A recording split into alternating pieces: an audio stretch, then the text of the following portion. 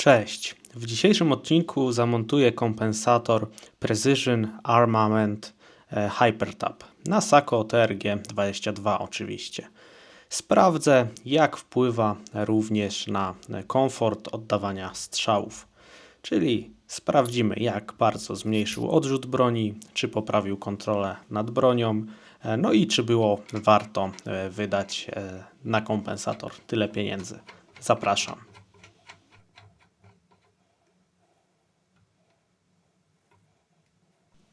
Zaczynamy oczywiście od montażu. Teoretycznie jest to prosta sprawa. Odkręcamy fabryczną osłonę gwintu, nakręcamy kompensator i gotowe. Ale, no i właśnie, tu pojawia się małe ale.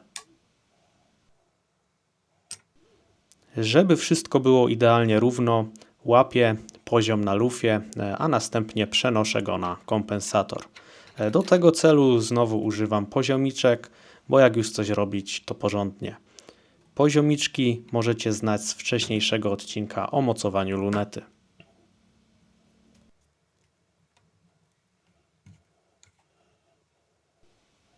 Po odpowiednim ustawieniu wszystko dokręcam z kontrą, żeby kompensator siedział sztywno i nie odkręcił się po prostu podczas strzelania.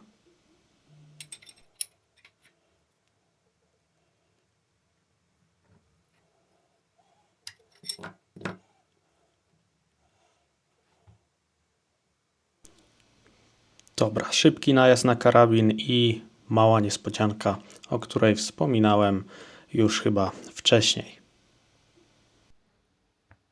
Mianowicie po zamontowaniu kompensatora mój TRG-22 już nie tak łatwo mieści się w szafie. Muszę trochę kombinować, żeby go tam włożyć bez obijania o próg. No ale coś za coś. Komfort strzelania jest tutaj najważniejszy. No to strzelamy. Najpierw klasyczna pozycja leżąca i test, czy czuć różnicę w odrzucie. Tym razem będzie kilka przebitek na tarczę, żeby zobaczyć, czy zmiany w stabilności wpływają na moje skupienie.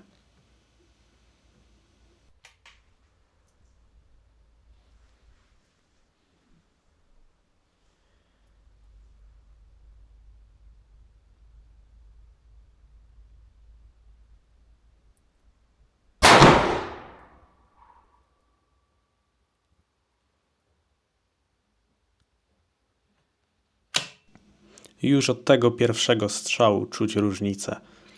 Odrzut jest wyraźnie mniejszy. Karabin nie skacze tak do góry, powrót na cel jest błyskawiczny.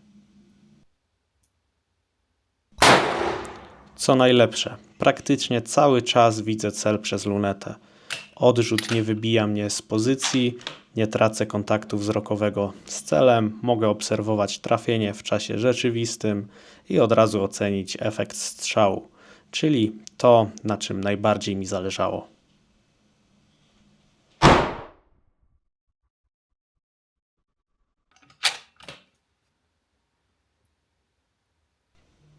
Przenoszę cel z tarczy na gong. To, co jest naprawdę fajne, to możliwość obserwowania reaktywnego celu w lunecie. Dosłownie jakby stało się tuż obok niego. Widać, gdzie dokładnie trafia pocisk. Daje to mega satysfakcję i pozwala od razu ocenić wynik strzału. Już nie mogę się doczekać, aż wybiorę się pierwszy raz na dalsze dystanse i postrzelam sobie do blach.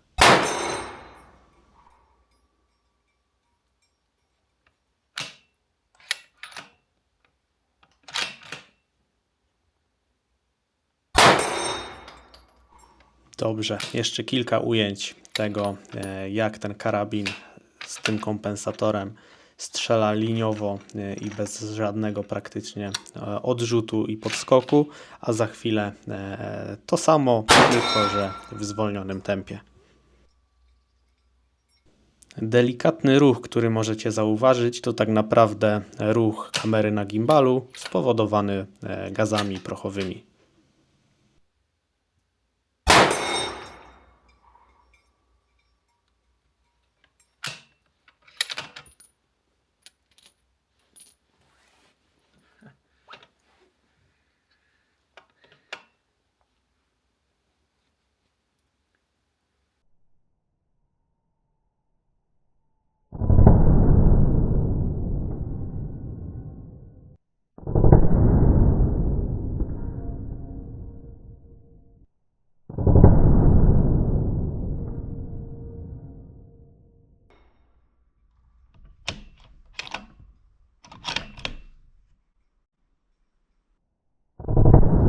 Ach, uwielbiam ten charakterystyczny dźwięk trafienia w głąb o poranku.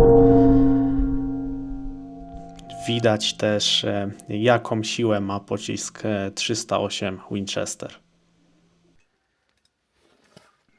Dobrze, na sam koniec trochę akrobacji, czyli strzelanie na stojąco. To tak naprawdę moja pierwsza próba i nie ma co ukrywać, wygląda dosyć pokracznie. Przy kolejnej wizycie na strzelnicy będę nad tym pracować. Planuję oprzeć się lewą ręką o przeszkodę, pochylić delikatnie do przodu i na niej stabilizować już karabin. Tym razem na szybko próbowałem techniki, którą stosuję w karabinku HK, ale w przypadku TRG wymaga to jeszcze delikatnie dopracowania i jak widać nie sprawdza się. Mimo beznadziejnej techniki i postawy widać gołym okiem, że kompensator robi robotę. Odrzut jest mniejszy, broń pozostaje znacznie bardziej stabilna, co daje lepszą kontrolę nad kolejnymi strzałami.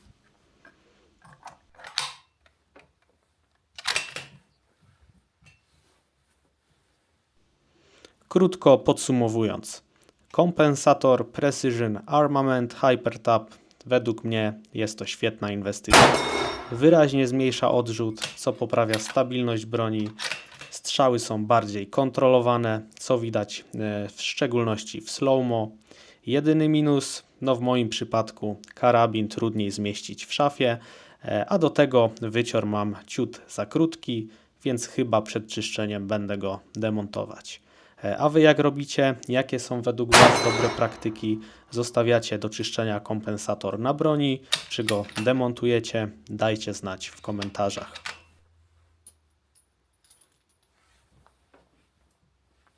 Dzięki za oglądanie i do następnego. Cześć!